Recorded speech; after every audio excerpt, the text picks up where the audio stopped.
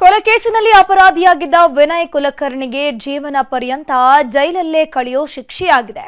16 ಅಪರಾಧಿಗಳಿಗೆ ಜೀವಾವಧಿ ಶಿಕ್ಷೆಯಾಗಿದ್ದು, ಓರ್ವ ಅಪರಾಧಿಗೆ 7 ವರ್ಷ ಶಿಕ್ಷೆಯನ್ನು ನೀಡಲಾಗಿದೆ.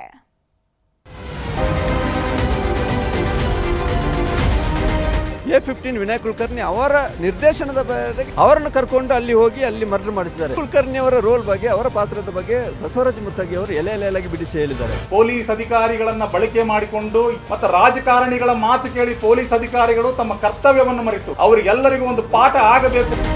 ಧಾರವಾಡ ಜಿಲ್ಲಾ ಪಂಚಾಯಿತಿ ಸದಸ್ಯನಾಗಿದ್ದ ಯೋಗೇಶ್ ಗೌಡರ್ ಹತ್ಯೆ ಪ್ರಕರಣದ ಕೇಸ್ನಲ್ಲಿ ಕಾಂಗ್ರೆಸ್ ಶಾಸಕ ವಿನಯ್ ಕುಲಕರ್ಣಿಗೆ ಜೀವಾವಧಿ ಶಿಕ್ಷೆಯಾಗಿದೆ.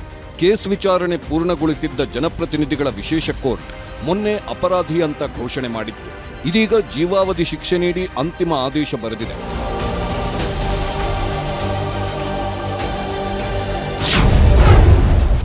ಯೋಗೇಶ್ ಗೌಡ ಕೊಲೆಗಾಗಿ ಕ್ರಿಮಿನಲ್ ಒಳಸಂಚು ಮಾಡಿರುವ ಆರೋಪ ಸಾಬೀತಾಗಿತ್ತು. ಐಪಿಸಿ 120B ಅಡಿಯಲ್ಲಿ ದೋಷಿ ಎಂದು ಕೋರ್ಟ್ ತೀರ್ಪು ನೀಡಿತ್ತು. ಅಷ್ಟೇ ಅಲ್ಲ, ಐಪಿಸಿ 302, 201, 148, 149 ಸೆಕ್ಷನ್ಗಳಡಿ ಕೂಡ ವಿನಯ್ ಕುಲಕರ್ಣಿ ದೋಷಿಯಾಗಿದ್ದರು. ಇದೀಗ ಜೀವಾವಧಿ ಶಿಕ್ಷೆಯ ತೀರ್ಪು ಹೊರಬಿದ್ದಿದೆ. ವಿನಯ್ ಕುಲಕರ್ಣಿ ಸೇರಿ 16 ಅಪರಾಧಿಗಳಿಗೆ ಜೀವಾವಧಿ ಶಿಕ್ಷೆ ವಿಧಿಸಲಾಗಿದೆ. 19ನೇ ಆರೋಪಿ ಚೆನ್ನಕೇಶವ್ಗೆ 7 ವರ್ಷ ಜೈಲು ಶಿಕ್ಷೆಯಾಗಿದೆ. ದಂಡದ ಮೊತ್ತವಾಗಿ 16 ಲಕ್ಷ ಹಣ ಹೇರಿದ್ದು, ಈ ಹಣವನ್ನ ಯೋಗೇಶ್ ಗೌಡರ ಮಕ್ಕಳಿಗೆ ಪರಿಹಾರವಾಗಿ ನೀಡಲು ಸೂಚನೆ ನೀಡಲಾಗಿದೆ. ಯೋಗೇಶ್ ಗೌಡರ ಮಕ್ಕಳ ಶಿಕ್ಷಣಕ್ಕಾಗಿ ಪರಿಹಾರ ಹಣ ನೀಡುವಂತೆ ಆದೇಶಿಸಲಾಗಿದೆ. ಈ ತೀರ್ಪನ್ನ ಯೋಗೇಶ್ ಗೌಡರ್ ಕುಟುಂಬ ಸ್ವಾಗತಿಸಿದೆ. ಶಿಕ್ಷೆ ನ್ಯಾಯಾಲಯ ಕೊಟ್ಟಿದ್ದ ನಾವು ಫೈನಲ್ ಸರ್, ನ್ಯಾಯಾಧೀಶರೇನು ತೀರ್ಪು ತಗೋತಾರ ನಾವು ಅದಕ್ಕೆ ತಲೆಬಾಗ್ತೀನಿ. ಅದಕ್ಕೇನು ಸಾಕಷ್ಟು ಜನ ನೋವು ಪಟ್ಟಿದ್ರು. ಇವತ್ತು ಕ್ಷೇತ್ರ ಜನ ಏನು ಖುಷಿ ಪಡ್ತಾರೆ, ಅದು ಖುಷಿ, ನನಗೂ ಸಂತೋಷ. ಆದ್ರೆ ನನ್ನ ಗಂಡ ಮಾಡುವಂಥ ಕೆಲಸ ನನ್ನ ಮಗ ಮಾಡಿ ತೋರಿಸ್ಲಿ, ಅವಾಗ ನಾನು ಸಾಕಷ್ಟು ಖುಷಿ ಪಡ್ತೇನೆ. ಈಗ ಅವ್ರಿಗೆ ಮಕ್ಕಳು ನೋವು ಕಾಣತ್ತಿದ್ರೆ ನಮ್ಮ ತಮ್ಮ ನಮಗೆ ನೋವು ಕಂಡಿತ್ತು. ನಮ್ಮ ತಮ್ಮಗೂ ಅನಿಸ್ಲಿಲ್ಲ, ನನ್ನ ಮಕ್ಕಳು ನನ್ನ ತಂದೆ ತಾಯಿ ನನ್ನ ಬಳಗೈತಿ, ನನಗೂ ಹಿಂಗೆ ಮಾಡಿದ್ರಲ್ಲ ಅಂತೇಳಿ ನಮ್ಮ ತಮ್ಮಗೆ ಮಾಡಿದ್ರೆ ಏನು ಆತ್ಮಶಾಂತಿ ಸಿಗ್ತದೆ. ಜೀವಾವಧಿ ಶಿಕ್ಷೆ ಬೇಡ, ಕಠಿಣ ಶಿಕ್ಷೆ ಕೊಡಿ ಅಂತ ಕೋರ್ಟ್ನಲ್ಲಿ ಗೋಗರೆದಿದ್ದರು ವಿನಯ್ ಕುಲಕರ್ಣಿ. ಆದರೂ ಯಾವುದೇ ಮನ್ನಣೆ ಸಿಗದ ಕಾರಣಕ್ಕೆ ಹೈಕೋರ್ಟ್ ಅಥವಾ ಸುಪ್ರೀಂ ಕೋರ್ಟ್ನಲ್ಲಿ ಹೋರಾಡಲು ಈಗಾಗಲೇ ತಯಾರಿಯೂ ನಡೆದಿದೆ. ಶಾಸಕ ವಿನಯ್ ಕುಲಕರ್ಣಿ ಒಂದು ಜೀವಾವಧಿ ಶಿಕ್ಷೆಗೆ ಗುರಿಯಾಗಿರೋದ್ರಿಂದ ಅವರು ಮುಂದಿನ ಕಾನೂನು ಹೋರಾಟದ ಬಗ್ಗೆ ಕೂಡ ಒಂದು ಚರ್ಚೆ ನಡೆಸುವಂತಹ ಸಾಧ್ಯತೆ ಕೂಡ ಎದುರಾಗಿದೆ. ಯಾಕಂದ್ರೆ ಅವರೀಗ ಒಂದು ಶಾಸಕ ಸ್ಥಾನ ಕೂಡ ಇರೋದ್ರಿಂದ ಅವರು ಹೈಕೋರ್ಟ್ನಲ್ಲಿ ಈ ಒಂದು ತೀರ್ಪಿಗೆ ತಡೆಯಾಜ್ಞೆಯನ್ನು ಕೋರಿ ಒಂದು ಮೇಲ್ಮನವಿ ಸಲ್ಲಿಕೆ ಮಾಡುವಂತ ಸಾಧ್ಯತೆ ಕೂಡ ಇದೆ. ಸುಪ್ರೀಂ ಕೋರ್ಟ್ಗೆ ಹೋದ್ರೂ ನಾವು ಅಪೀಲ್ ಹೋಗ್ತೇವೆ ಅಂತಿದ್ದಾರೆ ಸಿಬಿಐ ವಕೀಲರು. ಮೇಲ್ಮನವಿ ಸಲ್ಲಿಸಿದ್ರೆ ನಾವು ಅಲ್ಲಿ ಅದನ್ನು ಸೀರಿಯಸ್ ಆಗಿ ಕಂಟೆಸ್ಟ್ ಮಾಡಿ ಅದನ್ನು ಯಾವುದೇ ರೀತಿಯಲ್ಲಿ ಅವರಿಗೆ ಈ ಸೆಂಟೆನ್ಸ್ ಸಸ್ಪೆಂಡ್ ಆಗದ ಹಾಗೆ ನಾವು ಅಲ್ಲಿ ಆರ್ಗ್ಯುಮೆಂಟ್ ಮಾಡ್ತೀವಿ. ಜೀವಾವಧಿ ಶಿಕ್ಷೆ ಅಂದರೆ ಟಿಲ್ ಈಸ್ ನ್ಯಾಚುರಲ್ ಡೆತ್, ಇದು ನಮ್ಮ ಮಿಸ್ಕಾನ್ಸೆಪ್ಷನ್. ಯಾಕಂದರೆ ಜೀವಾವಧಿ ಶಿಕ್ಷೆ ಅಂದರೆ 14 ಇಯರ್ಸ್ ಅಲ್ಲ, 14 years the power of the government to remit the sentence. 14 ವರ್ಷದ ಮೇಲೆ ಗೌರ್ಮೆಂಟಿಗೆ ಆ ಪವರ್ ಇದೆ, ಅದೇನು ಕಂಪಲ್ಸರಿ ಅಲ್ಲ, ಗೌರ್ಮೆಂಟ್ ಬೇಕಿದ್ರೆ ಮಾಡ್ಬೋದು. ಯೋಗೇಶ್ ಗೌಡರ್ ಕೊಲೆ ಕೇಸ್ ವಿಚಾರವಾಗಿ ಹೋರಾಟ ಮಾಡಿದ್ದವರು ಬಸವರಾಜು ಕೊರವರ ಇದೀಗ ಜೀವಾವಧಿ ಶಿಕ್ಷೆ ಆಗಿರುವುದನ್ನು ಸ್ವಾಗತಿಸಿದ್ದಾರೆ. ಸಂಬಂಧಪಟ್ಟಂತ ತಪ್ಪಿತಸ್ಥ ಆರೋಪಿತರನ್ನ ತೆಗೆದುಕೊಂಡು ಬಂದು ನ್ಯಾಯಾಲಯದಲ್ಲಿ ನಿಲ್ಲಿಸಿ ಅದನ್ನು ಸಮಗ್ರವಾದಂತಹ ಒಂದು ವಿಚಾರಣೆ ನ್ಯಾಯಾಲಯದಲ್ಲಿ ನಡೆದು ಸಿಬಿಐ ವಕೀಲರು ಚೆನ್ನಾಗಿ ಅದನ್ನ ಕೋರ್ಟ್ ಅಲ್ಲಿ ಮಂಡಿಸಿದ ಮೇಲೆ ಸಾಕ್ಷ್ಯಾಧಾರಗಳನ್ನು ಪರಿಗಣಿಸಿ ಇವತ್ತು ನ್ಯಾಯಾಲಯ ಐತಿಹಾಸಿಕ ತೀರ್ಪನ್ನು ನೀಡಿದೆ. ಸೊ ಹಾಗಾಗಿ ನನಗೆ ಬಹಳ ಹೆಮ್ಮೆ ಅನಿಸ್ತಾ ಇದೆ, ಇಂತಹ ಒಂದು ಹೋರಾಟದಲ್ಲಿ ನಾನು ಪಾಲ್ಗೊಂಡಿದ್ದೇನೆ. ವಿನಯ್ ಕುಲಕರ್ಣಿ ಶಾಸಕ ಸ್ಥಾನ ರದ್ದು, ತಿಂಗಳೊಳಗೆ ತಡೆಯಾಜ್ಞೆ ತರದಿದ್ದರೆ ಶಾಶ್ವತ ರದ್ದು. ಜೀವಾವಧಿ ಶಿಕ್ಷೆಗೆ ಗುರಿಯಾದ ಕಾರಣಕ್ಕೆ ವಿನಯ್ ಕುಲಕರ್ಣಿ ಶಾಸಕ ಸ್ಥಾನ ರದ್ದಾಗಿದೆ. ಶಾಸಕ ಸ್ಥಾನ ಉಳಿಸಿಕೊಳ್ಳಲು ಹೈಕೋರ್ಟ್ ಅಥವಾ ಸುಪ್ರೀಂ ಕೋರ್ಟ್ ಮೊರೆ ಹೋಗಲಿದ್ದಾರೆ. 1 ತಿಂಗಳೊಳಗೆ ತಡೆಯಾಜ್ಞೆ ತರಬೇಕು, ಇಲ್ಲವಾದರೆ ಶಾಸಕ ಸ್ಥಾನವನ್ನ ಶಾಶ್ವತವಾಗಿ ಕಳೆದುಕೊಳ್ಳಲಿದ್ದಾರೆ. ನ್ಯಾಯಾಲಯದಲ್ಲಿ ಗೌರವ ಇದೆ, ಆದ್ರೆ ಒಂದು ದೊಡ್ಡ ಒಳಸಂಚು. ಇನ್ನೇನು ಬಿ ರಿಪೋರ್ಟ್ ಫೈಲ್ ಮಾಡುವಂತ ಸಂದರ್ಭದಲ್ಲಿ ಸಿಬಿಐನವ್ರು ತಗೊಂಡು ಒಂದು ದೊಡ್ಡ ಕಿರುಕುಳ ನೀಡಿ, ಸೊ ಒಳಸಂಚಿನಲ್ಲಿ ಇವತ್ತು ವಿನಯ್ ಕುಲಕರ್ಣಿನ ತಿಳಿಸಿದ್ದಾರೆ. ಇವತ್ತು ಕೂಡ ನನಗೆ ಅವ್ರ ಮೇಲೆ ನಂಬಿಕೆ ಇದೆ. ಶಿಕ್ಷೆಗೆ ಗೌರವ ಕೊಡಬೇಕು, ಅದು ಬೇರೆ ವಿಚಾರ. ಆದರೆ ನನಗಂತೂ ಅವರು ತಪ್ಪು ಮಾಡಿದ್ದ, ಮೇಲ್ಮನೆಗೆ ಅವಕಾಶ ಇದೆ, ಇನ್ನು 30 ದಿನ ಅವಕಾಶ ಇದೆ, ಅವರು ಮಾಡ್ತಾರೆ. ಯೋಗೇಶ್ ಗೌಡರ್ ಕೊಲೆ ಕೇಸನ್ನ 2019ರಲ್ಲಿ ಸಿಎಂ ಆಗಿದ್ದ ಯಡಿಯೂರಪ್ಪನವರು ಸಿಬಿಐ ತನಿಖೆಗೆ ಕೊಟ್ಟಿದ್ರು. ಕುಲಕರ್ಣಿಗೆ ಜೀವಾವಧಿ ಆಗಿರುವುದನ್ನ ಯಡಿಯೂರಪ್ಪ ಸೇರಿದಂತೆ ಎಲ್ಲರೂ ಸ್ವಾಗತಿಸುತ್ತಾರೆ. ಅಪರಾಧ ಆಗಿತ್ತು ಆ ಸಂದರ್ಭದಲ್ಲಿ ಇವತ್ತು ಅದೇ ಹೇಳಿದ್ದೆ ಅದೇ ಸತ್ಯ ಅನ್ನೋದು ಸಾಧ್ಯ. ಈ ಥರ ಘಟನೆಗಳು ಆಗಬಾರ್ದಾಗಿತ್ತು. ಇನ್ನು ಜೀವಾವಧಿ ಶಿಕ್ಷೆ ಅನ್ನುತ್ತಲೇ ಇಡೀ ಧಾರವಾಡ ಜಿಲ್ಲೆಯ ಜನ, ಧಾರವಾಡ ರಾಜಕಾರಣಿಗಳಲ್ಲಿ ಇದೀಗ ಹೊಸ ಚರ್ಚೆಗಳು, ಲೆಕ್ಕಾಚಾರಗಳು ನಡೆದಿವೆ. ಕೇಸ್ನ ಮಾಫಿ ಸಾಕ್ಷಿಯಾಗಿದ್ದ ಬಸವರಾಜ ಮುತ್ತಗಿ ಮನೆಗೆ ಬಿಗಿ ಪೊಲೀಸ್ ಬಂದೋಬಸ್ತ್ ಮಾಡಲಾಗಿದೆ. ಕೇಂದ್ರೀಯ ಭದ್ರತಾ ಹಾಗೂ ಡಿಎಆರ್ ತುಕಡಿ ನಿಯೋಜನೆ ಮಾಡಲಾಗಿದೆ. ಅಹಿತಕರ ಘಟನೆಗಳು ನಡೆಯದಂತೆ ಜಿಲ್ಲೆಯಾದ್ಯಂತ ಮುನ್ನೆಚ್ಚರಿಕಾ ಕ್ರಮ ಕೈಗೊಳ್ಳಲಾಗಿದೆ. Bureau report, news 18. ಅದು ಬೆಳಗ್ಗೆ 10 ಗಂಟೆಯ ಸಮಯ. ಮನೆಯಲ್ಲಿದ್ದವರೆಲ್ಲರೂ ಕೂಡ ತಿಂಡಿ ಮುಗಿಸಿದ್ರು. ಇನ್ನೇನು ಕೆಲ್ಸಕ್ಕೆ ಹೋಗ್ಬೇಕು ಅನ್ನೋ ಹೊತ್ತಲ್ಲಿ ಇಡೀ ಮನೆಯವರು ಬೆಚ್ಚಿ ಬಿದ್ದಿದ್ದಾರೆ. ಬೆಡ್ರೂಮ್ನಲ್ಲಿ ಮಲಗಿದ್ದ ಚಿರತೆ ಕಂಡು ಹೌಹಾರಿ ಹೋಗಿದ್ದಾರೆ.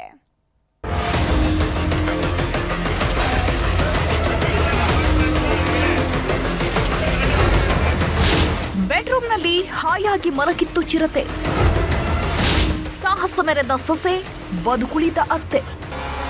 ಮನೆಗೆ ಹಾವು, ಚೇಳು, ಮಂಗ, ಬೆಕ್ಕು, ನಾಯಿ ಬರೋದನ್ನ ನೋಡಿದ್ದೇವೆ, ಕೇಳಿದ್ದೇವೆ.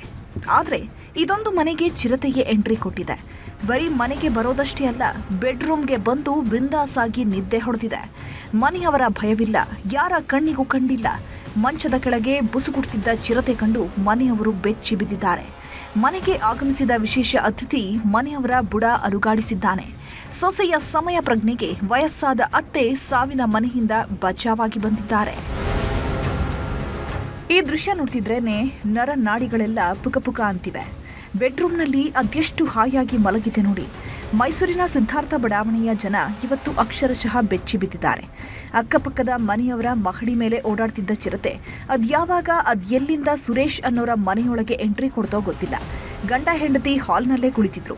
ಅತ್ತೆ ಹಾಸಿಗೆ ಹಿಡಿದಿದ್ರಿಂದ ರೂಮ್ನಲ್ಲೇ ಮಲಗಿದ್ರು. ಇದೇ ರೂಮ್ಗೆ ಚಿರತೆ ಎಂಟ್ರಿ ಕೊಟ್ಟಿದೆ. ಮಂಚದ ಕೆಳಗೆ ಇದ್ದಿದ್ರಿಂದ ಯಾರ ಕಣ್ಣಿಗೂ ಬಿದ್ದಿಲ್ಲ. ಒಮ್ಮೆ ಅತ್ತೆಗೆ ಔಷಧಿ ಕೊಡೋದಕ್ಕೆ ಅಂತ ಸೊಸೆ ಇದೇ ರೂಮ್ಗೆ ಬಂದು ಹೋಗಿದ್ದಾಳೆ. ಆಗಲೂ ಸದ್ದು ಗದ್ದಲ ಮಾಡಿಲ್ಲ. ಬೆಳಗ್ಗೆ 10 ಗಂಟೆ ಸುಮಾರಿಗೆ ಮನೆ ಕೆಲಸದಾಕೆ ಬರ್ತಿದ್ದಂತೆ ಚಿರತೆ ಕಣ್ಣಿಗೆ ಬಿದ್ದಿದೆ. ಅಮ್ಮೋರೆ ಚಿರತೆ ಮಲಗಿದೆ ಅಂತಿದ್ದಂತೆ ಎಲ್ಲರೂ ಬೆಚ್ಚಿ ಬಿದ್ದಿದ್ದಾರೆ. ಹಂಗಂದ ತಕ್ಷಣ ನಾವು ಬಾಗಿಲು ತೆಗಿಯಲ್ಲ, 5 ಮಿನಿಟ್ಸ್ ಓಪನ್ ಮಾಡಿರ್ಬೋದು ಅಷ್ಟೇ. ಅಷ್ಟರಲ್ಲೇ ಅದು ಒಳಗೆ ಬಂದ್ಬಿಟ್ಟಿದೆ. ಲೆಪಾರ್ಡ್ ಕೂತಿತ್ತಲ್ಲ, ಅಲ್ಲೂ ಹೋಗಿ ಕ್ರೀಮ್ ತಗೊಬಂದಿದ್ದೀನಿ. ಕ್ರೀಮ್ ತಗೊಬಂದು ನಮ್ಮ ಮತ್ತೆ ಕಾಲಿಗೆ ಹಚ್ಚಿದ್ದೀನಿ. ನನಗೆ ಅದು ಆ ಕಡೆ ಮೂಲೆ ನೋಡಲಿಲ್ಲ ನಾನು. ಅಲ್ಲಿ ಹತ್ರನೇ ಹೋಗಿದ್ದೀನಿ ನೋಡಿ. ಇಷ್ಟು ಡಿಸ್ಟೆನ್ಸ್, ನಾನು ನೀವು ನಿಂತಿದ್ದೀರಲ್ಲ ಅಷ್ಟು ಡಿಸ್ಟೆನ್ಸ್ ಅಲ್ಲಿ. ಯಾವಾಗ ಚಿರತೆ ಅಂತ ಕೂಗಿದ್ರೋ ಸೊಸೆ ದೊಡ್ಡ ಸಾಹಸ ಮಾಡಿದ್ದಾಳೆ. ಅತ್ತೆಯ ರೂಮ್ಗೆ ಹೋಗಿ ಅತ್ತೆಯನ್ನ ಕರ್ಕೊಂಡು ಬಂದಿದ್ದಾರೆ. ಮಂಚದ ಕೆಳಗೆ ಮಲಗಿದ್ರಿಂದ ಯಾವ ಸಪ್ಪಳವೂ ಆಗಿಲ್ಲ. ಕೊನೆಗೆ ರೂಮ್ ಲಾಕ್ ಮಾಡಿಕೊಂಡು ಅರಣ್ಯಾಧಿಕಾರಿಗಳಿಗೆ ಮಾಹಿತಿ ನೀಡಿದ್ದಾರೆ. ಕೂಡಲೇ ಸ್ಥಳಕ್ಕಾಗಮಿಸಿದ ಅಧಿಕಾರಿಗಳು ಗಂಡು ಚಿರತೆಯನ್ನ ಸೆರೆ ಹಿಡಿದಿದ್ದಾರೆ. ಇಲ್ಲ, ಇದು ಚಾಮುಂಡಿ ಬೆಟ್ಟ ಹತ್ತಿರದಲ್ಲೇ ಇದೆ. ನಿವೇಶನಗಳು ಕೂಗಾಳ್ತೆ ಅರ್ಥದಲ್ಲೇ ಮನೆಗಳೆಲ್ಲ ನಿರ್ಮಾಣ ಆಗ್ತಾ ಇದೆ. ಅದಕ್ಕೊಂದು ವಾಸಸ್ಥಾನ ಇರಬೇಕು. ಅದರಿಂದ ನಾವು ಅದರಿಂದ ಹತ್ತಿರದಲ್ಲೇ ಇದ್ದೀವಿ. ಹಾಗಾಗಿ ಇದಕ್ಕೆ ಅದು ಟೆರಿಟರಿ ಫಿಕ್ಸ್ ಮಾಡ್ಕೊಂಡಿರುತ್ತೆ, ಬಂದು ಹೋಗೋದು ಸಾಧ್ಯತೆಗಳಿರುತ್ತೆ. ಯಾವುದೂ ಭಯಪಡೋಂಥ ಇದಿಲ್ಲ, ಆತಂಕ ಏನಿಲ್ಲ, ನಿರ್ಭಯವಾಗಿರ್ಬೋದು. ಮತ್ತೆ ಇದಕ್ಕೆ ಏನಾದ್ರು ನಾವು ಈಗ ಮತ್ತೆ ಇದನ್ನು ತಡೆಗಟ್ಟಲಿಕ್ಕೆ, ಈ ಥರ ಹೊರಗಡೆ ಬರಲಿಕ್ಕೆ ನಾವು ರಾತ್ರಿ ಹೊತ್ತು ಹೆಚ್ಚು ಗಸ್ತನ್ನ ಮಾಡಲಿಕ್ಕೆ ಪ್ರಯತ್ನ ಮಾಡ್ತೀವಿ. ಮನೆಯ ಬಾಗಿಲು ಓಪನ್ ಮಾಡ್ಕೊಂಡಿರೋದು ಎಷ್ಟು ಡೇಂಜರಸ್ ಅನ್ನೋದು ಇದರಲ್ಲೇ ಗೊತ್ತಾಗುತ್ತೆ. ಅದೃಷ್ಟ ಚೆನ್ನಾಗಿತ್ತು, ದೇವರು ದೊಡ್ಡವನು, ಮನೆಯಲ್ಲಿದ್ದವರು ಗ್ರೇಟ್, ಬಚಾವಾಗಿದ್ದಾರೆ. ಕ್ಯಾಮ್ರಾ ಪರ್ಸನ್ ರಾಹುಲ್ ಜೊತೆ ಆನಂದ್ KS, ನ್ಯೂಸ್ 18 ಮೈಸೂರು. ವಚನಾನಂದ ಶ್ರೀಗಳಿಗೆ ಮತ್ತೊಂದು ಹೊಸ ಸಂಕಷ್ಟ ಸುತ್ತಕೊಂಡಿದೆ. ಪೀಠಾಧ್ಯಕ್ಷ ಸ್ಥಾನದಿಂದ ಕೆಳಗಿಳಿದ ಬೆನ್ನಲ್ಲೇ ಮಸಾಜ್ ಸದ್ದು ಜೋರಾಗೇ ಇದೆ. ಆ ಕುರಿತ ಒಂದು ವರದಿ ಇಲ್ಲಿದೆ.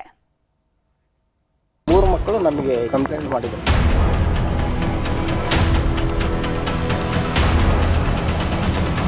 ಸೂಕ್ತ ಸಂದರ್ಭದಲ್ಲಿ ಸೂಕ್ತ ಉತ್ತರಗಳನ್ನು ವಚನಾನಂದ ಶ್ರೀಗಳನ್ನ ಸುತ್ತಕೊಳ್ತಿದೆ ಮತ್ತೊಂದು ಸಂಕಷ್ಟ. 3 ಮಕ್ಕಳಿಂದ ದೂರು, ಶ್ರೀಗಳಿಗೆ ಹೊಸ ಟೆನ್ಷನ್. ಟೈಮ್ ಕೆಟ್ಟಾಗ ಹಗ್ಗವು ಹಾವಾಗುತ್ತೆ ಅಂತಾರಲ್ಲ, ಇದಕ್ಕೆ ನೋಡಿ. ವಚನಾನಂದ ಶ್ರೀಗಳ ವಿರುದ್ಧ ಮಠದ ಟ್ರಸ್ಟಿಗಳು ಸಮರ ಸಾರಿದ್ದಾರೆ.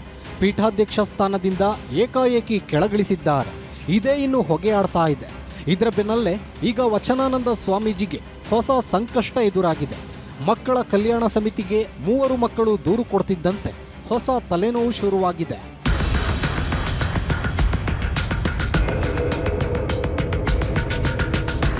ವಚನಾನಂದ ಸ್ವಾಮೀಜಿಗೆ ಸಂಕಷ್ಟಗಳ ಮೇಲೆ ಸಂಕಷ್ಟ ಎದುರಾಗ್ತಾ ಇದೆ. 2 ದಿನದ ಹಿಂದೆ ಮಕ್ಕಳು ಮಠದಲ್ಲಿದ್ದಾಗ ಅವರ ಮೇಲೆ ಸ್ವಾಮೀಜಿ ಹಲ್ಲೆ ಮಾಡ್ತಾ ಇದ್ರು. ಬೈಯೋದು ಹೊಡೆಯೋದರ ಜೊತೆಗೆ ಮಸಾಜ್ ಸಹ ಮಾಡಿಸಿಕೊಳ್ತಾ ಇದ್ರು. ಅವಾಚ್ಯ ಶಬ್ದಗಳಿಂದ ನಿಂದಿಸಿದ್ದಲ್ಲದೆ ಜ್ವರ ಬಂದ್ರೆ ತಣ್ಣೀರು ಎರಚ್ತಾ ಇದ್ರು ಅಂತ ಆರೋಪ ಮಾಡಿದ್ರು. ಇದರ ಬೆನ್ನಲ್ಲೇ 3 ಮಕ್ಕಳು ಜಿಲ್ಲಾ ಮಕ್ಕಳ ಕಲ್ಯಾಣ ಸಮಿತಿಗೆ ದೂರು ನೀಡಿದ್ರು. ಹೀಗಾಗಿ 3 ಮಕ್ಕಳ ಪ್ರತ್ಯೇಕ ಕೌನ್ಸೆಲಿಂಗ್ ಮಾಡಲಾಗಿದ್ದು ಈಗಾಗಲೇ 1 ಸುತ್ತಿನ ಸೆಷನ್ಸ್ ಕೌನ್ಸೆಲಿಂಗ್ ಆಗಿದೆ. ಇನ್ನು 3 ಬಾರಿ ಕೌನ್ಸೆಲಿಂಗ್ ನಡೆಯೋ ಸಾಧ್ಯತೆ ಇದ್ದು ಈ ವೇಳೆಯೂ ಒಂದೇ ಹೇಳಿಕೆ ನೀಡಿದ್ರೆ ವಚನಾನಂದ ಸ್ವಾಮೀಜಿಗೆ ಸಂಕಷ್ಟ ಕಟ್ಟಿಟ್ಟ ಬುತ್ತಿ. 3 ಮಕ್ಕಳು ನಮಗೆ ಇಲ್ಲಿ ಇರ್ತಕ್ಕಂಥ ಮಕ್ಕಳು ಕಂಪ್ಲೇಂಟ್ ಮಾಡಿದ್ರು ಸರ್. ನಮಗೆ ಅಲ್ಲಿ ನಮಗೆ ಮಠದಲ್ಲಿ ಸ್ವಲ್ಪ ಬೈಯೋದು ಹೊಡೆಯೋದು ಮಾಡ್ತಾರಂತೇಳಿ ನಮಗೆ ಒಂದು ಕಂಪ್ಲೇಂಟ್ ಮಾಡಿದರು. ಹಂಗಾಗಿ ನಾವು ಹೆಚ್ಚಿನ ಒಂದು ಸ್ವಲ್ಪ ಸ್ಥಳ ಪರಿಶೀಲನೆಗಾಗಿ ಇವತ್ತು ಬಂದಿದ್ದೀವಿ ಸರ್. ಇಲ್ಲಿ ದೂರ ಏನಿಲ್ಲ ಸರ್, ಸ್ವಲ್ಪ ಹೊಡೆಯೋದು ಬೈಯೋದು ಮಾಡ್ತಾಯಿದ್ರು. ಸ್ವಲ್ಪ ಊಟ ಎಲ್ಲ ಸ್ವಲ್ಪ ಸರಿಯಾಗಿ ಕೊಡ್ತಾ ಇರಲಿಲ್ಲ ಅಂತೇಳಿ ಹೇಳಿದ್ರು.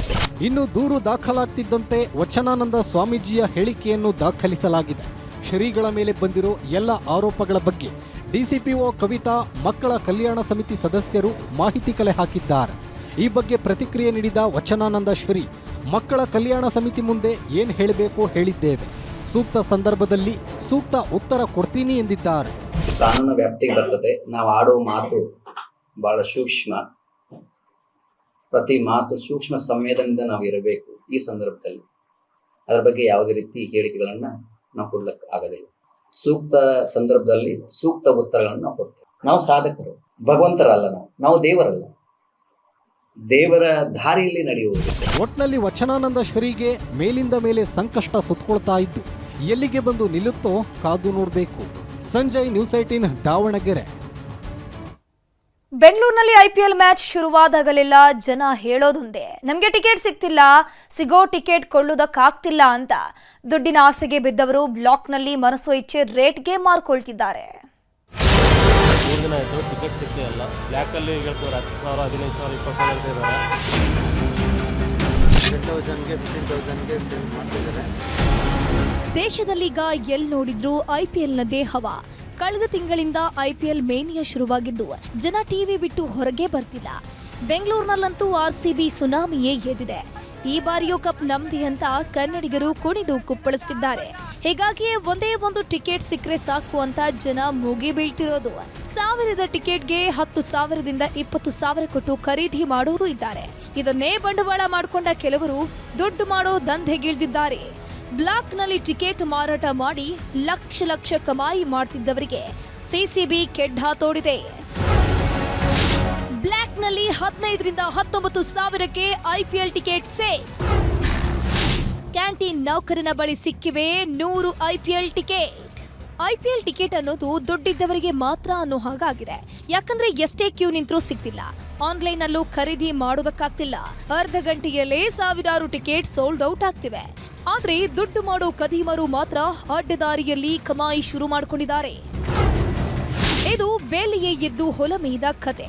ಚಿನ್ನಸ್ವಾಮಿ ಸ್ಟೇಡಿಯಂ ಕ್ಯಾಂಟೀನ್ನಲ್ಲಿ ಟಿಕೆಟ್ ಸೇಲ್ ಮಾಡ್ತಾರೆ ಅಂದ್ರೆ ಏನ್ ಹೇಳ್ಬೇಕು ಹೇಳಿ. ಕ್ಯಾಂಟೀನ್ ನೌಕರನ ಬಳಿ 100 ಟಿಕೆಟ್ ಪತ್ತೆಯಾಗಿದ್ದು ಬ್ಲಾಕ್ನಲ್ಲಿ ಟಿಕೆಟ್ ಮಾರುವಾಗ ಸಿಸಿಬಿ ದಾಳಿ ಮಾಡಿದೆ. ಚಂದ್ರಶೇಖರ್ ಎಂಬಾತನನ್ನ ಸಿಸಿಬಿ ಅಧಿಕಾರಿಗಳು ಬಂಧಿಸಿದ್ದು ಶ್ರೀಲಕ್ಷ್ಮಿ ಕ್ಯಾಂಟೀನ್ ಸಿಬ್ಬಂದಿ ಚಂದ್ರಶೇಖರ್ ಲಾಕ್ ಆಗಿದ್ದಾನೆ. ಒಂದು ಟಿಕೆಟ್ಗೆ 15,000ರಿಂದ 19,000ಕ್ಕೆ ಸೇಲ್ ಮಾಡ್ತಾ ಇದ್ದಂತೆ. ಆರ್ಸಿಬಿ ಮ್ಯಾಚ್ ಇದ್ದಾಗ ಮಾತ್ರ ಕಳ್ಳದಾರಿಯಲ್ಲಿ ಟಿಕೆಟ್ ಸೇಲ್ ಮಾಡ್ತಿದ್ದ. ದುರಂತ ಅಂದ್ರೆ ಬ್ಲಾಕ್ನಲ್ಲಿ ಟಿಕೆಟ್ ಮಾರಾಟ ಮಾಡೋದಕ್ಕೆ ಕೆಎಸ್ಸಿಎ ಸದಸ್ಯರೊಬ್ಬರು ಟಿಕೆಟ್ ಅನ್ನ ಕೊಡ್ತಿದ್ರಂತೆ.